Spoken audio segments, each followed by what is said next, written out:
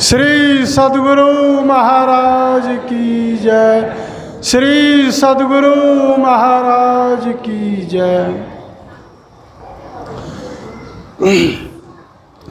मंगल मूर्ति सद्गुरु मिलवै सर्वाधार।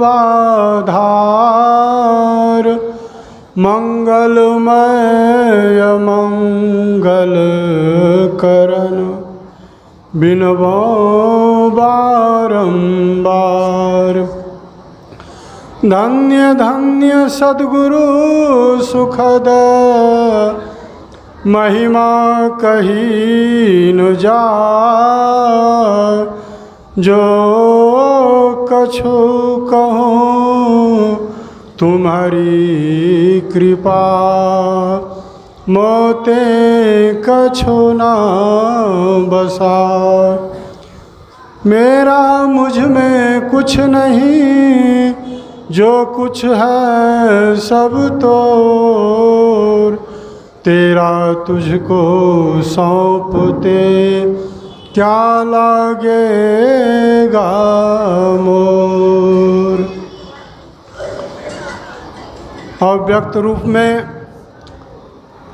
त्रैकाल स्मरणीय परम पूज्य पाद अनंत श्री विभूषित परमाराध्य सद्गुरु महाराज के पावन पाद पद्मों में कोटि सह नमन एवं व्यक्त रूप में अपने निवास में विराजमान संतमत सत्संग के वर्तमान आचार्य श्री के पावन चरणों में कोटि सह नमन एवं मंशासीन तीर्थों को भी पावन करने वाले मुद मंगल में संत समाज के पावन चरणों में कोटि सह नमन एवं दूर दराज से आए हुए सत्संग प्रेमी महान भाव सज्जन वृंद, धर्मशीला माताओं एवं भक्तिमती बहनों एवं प्यारे बच्चों, सिया राम मैं सब जग जानी, करो प्रणाम जोरी जुग पानी।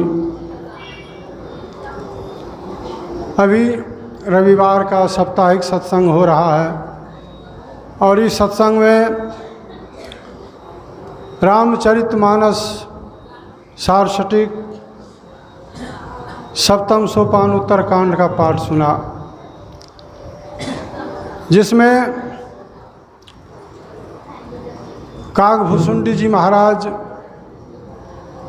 गरुड़ जी को ये रामचरितमानस की कथा सुना रहे हैं।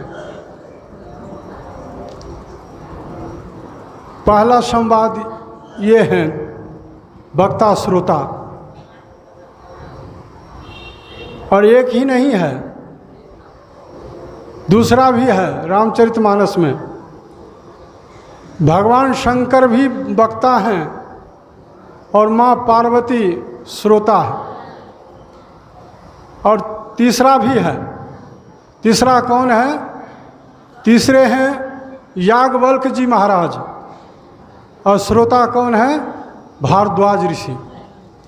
और चौथे कौन है? चौथे गोस्वामी तुलसीदास जी महाराज हैं, और श्रोता कौन हो? हम संसार के तमाम भक्त लोग सब।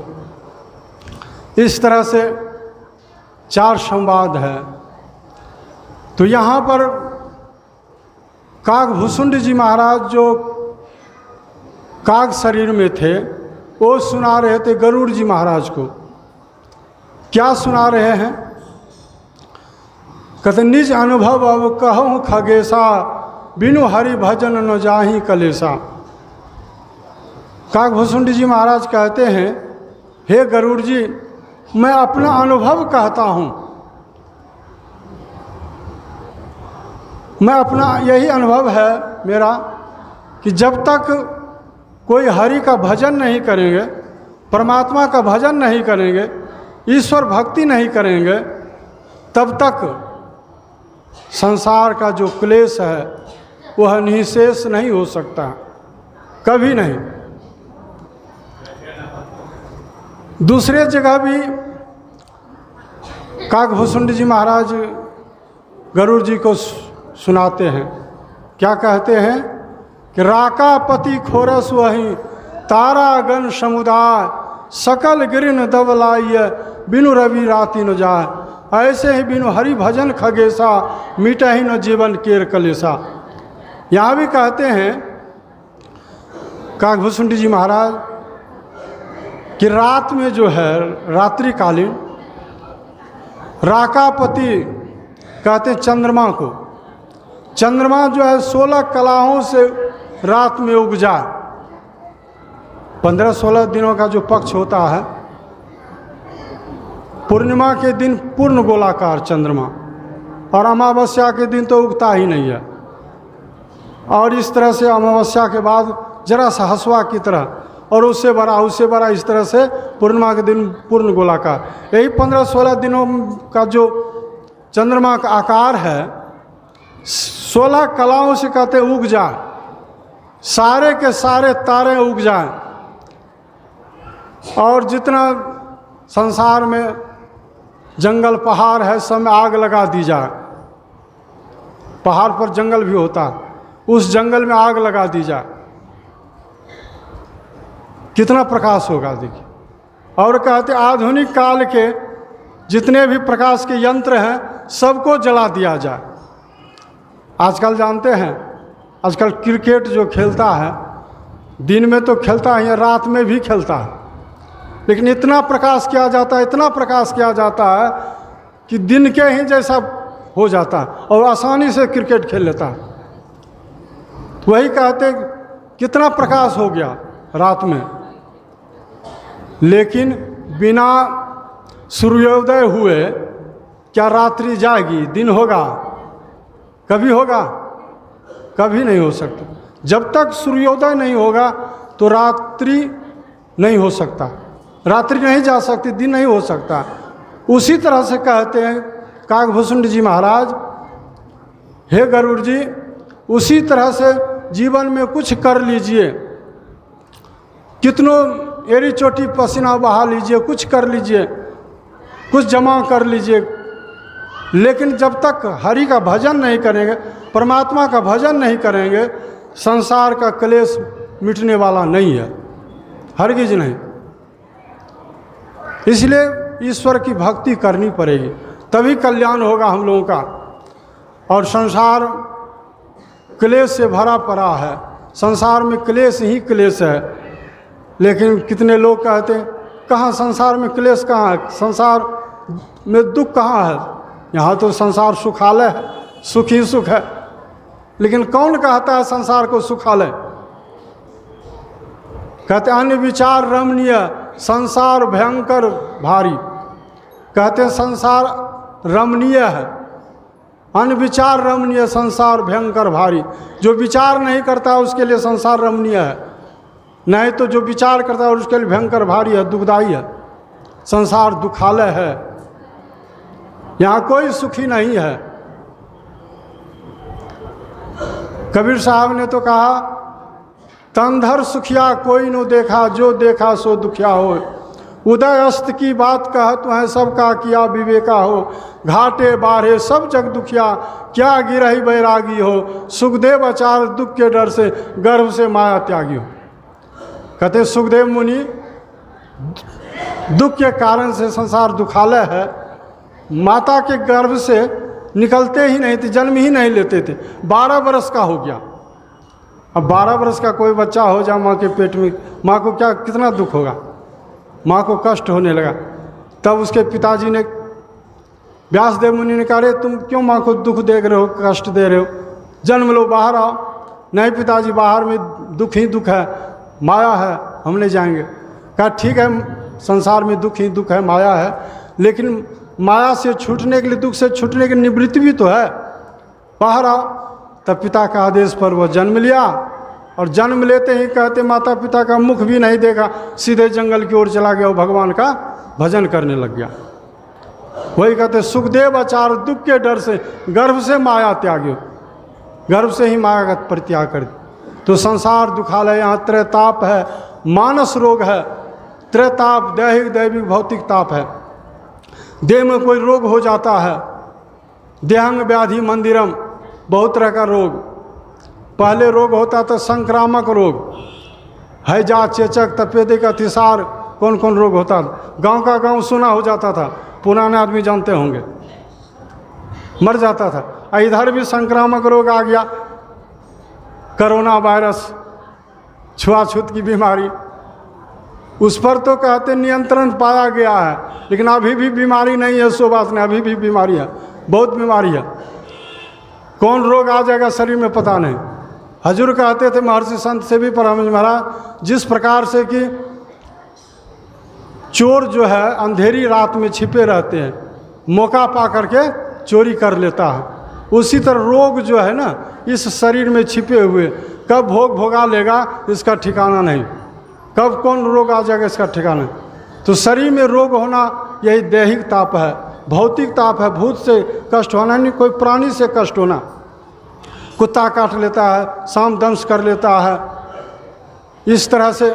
आजकल जानवर से क्या कष्ट, आदमी आदमी को दिन दहाड़े मार देता है, कोई ठिकाना है। दैविक ताप, ईश्वरीय प्रकोप, भूकंप होता है, बाढ़ आ जाती है। बिहार में तो साल साल बाढ़ आती है, जान माल की क्षति होती है। बस से ट्रेन से जा रहे हैं, दुर्घटनाग्रस्त हो जाते, राम नाम सत्य। तो इस तरह से त्रैताप से संतप्त है। मानस रोग होता है, मन में भी रोग होता है। वह रोग क्या है?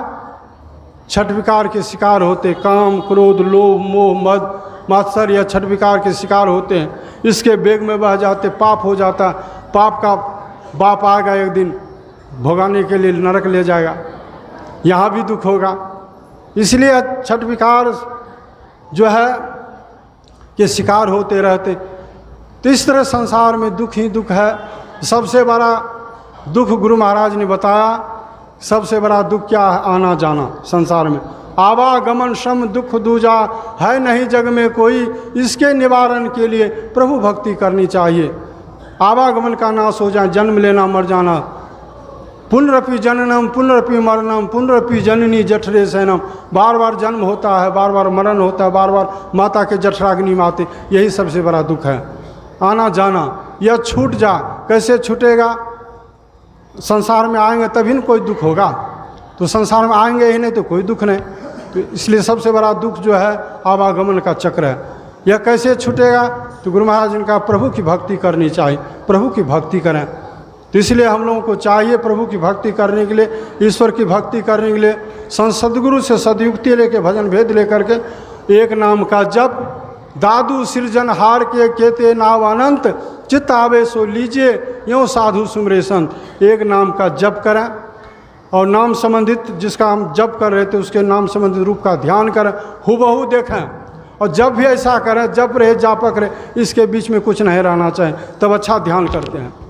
हुबहू देखें अपने अंदर में अपने इष्ट देव को, दर्शन उनके उर्माही करे बरभागी, तिनके तरने की नाव किनारे लागी। वो बरभागी है जो अपने अंदर में अपने इष्ट देव को, अपने गुरु महाराज को देखते हैं। समझिए उसके किनारे में, भव सागर के किनारे में नाव लग गई, वो सहज से पार हो जाएंगे। यह तो मोटा मोटी भक्ति है, दृष्टि योग सूक्ष्म भक्ति है।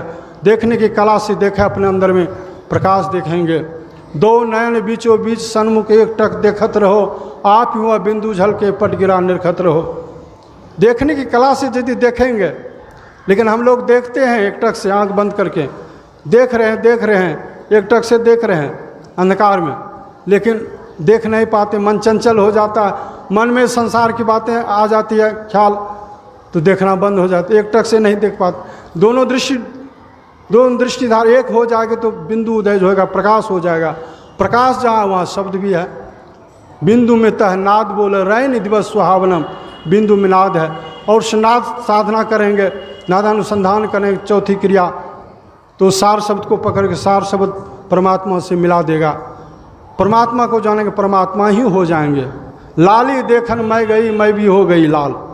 इस तरह से सरिता जल जल निधि मह जाई, होय अचल जिमि जीव हरि पाई।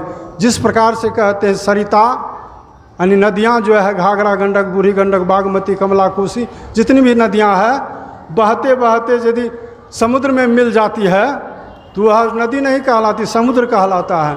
उसी तरह जीव जो है परमात्मा का ध्यान जब करते हैं, ध्यान करते करते परमात्मा को पा जाते हैं तो जीव नहीं रहता, पी भी हो जाता है, परमात्मा ही हो जाता है, सर्वशक्तिमान हो जाता है।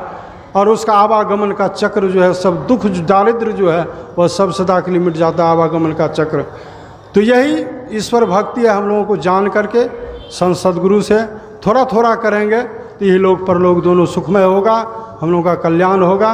यही आप लोगों की सेवा में कहा। अब विशेष रूप से बाबा के मुखारबिंद से सुनेंगे। श्री सद्गुरु महाराज की जय।